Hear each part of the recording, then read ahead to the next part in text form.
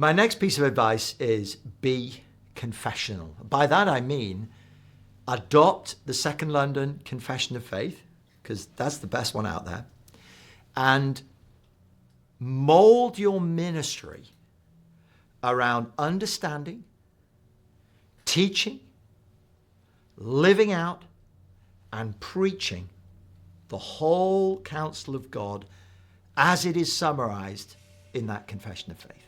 That's what I mean by be confessional.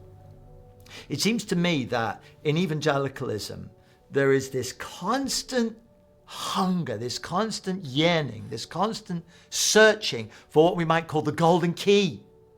You know, we need the one doctrine, the one method, the one thing that is going to unlock the door to revival, the thing that is going to open the door to the transformation in our churches and in our nation that we need.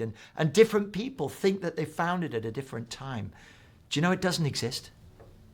If you think you found the golden key, as a minister, my advice to you, because I did this myself, I thought I'd found the golden key. Best thing to do, bury it, just bury it. Because there isn't a golden key. There are countless keys. And each key is a doctrine, a vital doctrine. And you know, we need them all. We need all the doctrines. They're summarized for us in our confession. And we need to preach them all. What did Paul say to the Ephesian elders? He said that the reason why my conscience is clear, the reason why I can sleep at night, the reason why I don't need to feel guilty that what's going wrong in Ephesus is my fault. The reason is this: I preached the whole counsel of God. With blood, sweat, and tears, I preached the whole counsel of God. Do that. Plan to preach it all. You know, sometimes people think that they've got that one doctrine. It might be, for example, the doctrine of creation. Now, that's chapter 4 in our confession. It's a vital doctrine. We need to get our understanding of Genesis 1 to 3 right. Of course we do. But if you've got Genesis 1 to 3 right, is that everything? Do you then have everything you need? Not at all.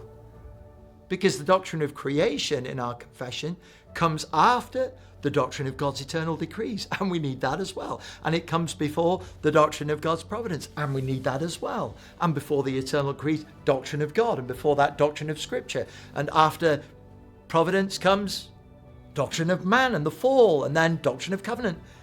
Is any one of those doctrines more important than the other? This is part of the problem in evangelical circles. And ministers who are entering the ministry need to get this right from the start. Preach it all. Preach the whole counsel of God. Never use the pulpit to grind your axe. You know, axe grinding can be very satisfying. You know, you can hold up your axe and you can see just where it needs sharpening that little bit more, and it may really thrill you and excite you, but you know, it's either boring your congregation or it's driving them to despair. Preach the whole counsel of God and let God do his reformation in his time. God changes the hearts of his people through the faithful ministry of his word in his time. Be confessional. Get all the doctrines and preach them all faithfully. God will bless a confessional ministry.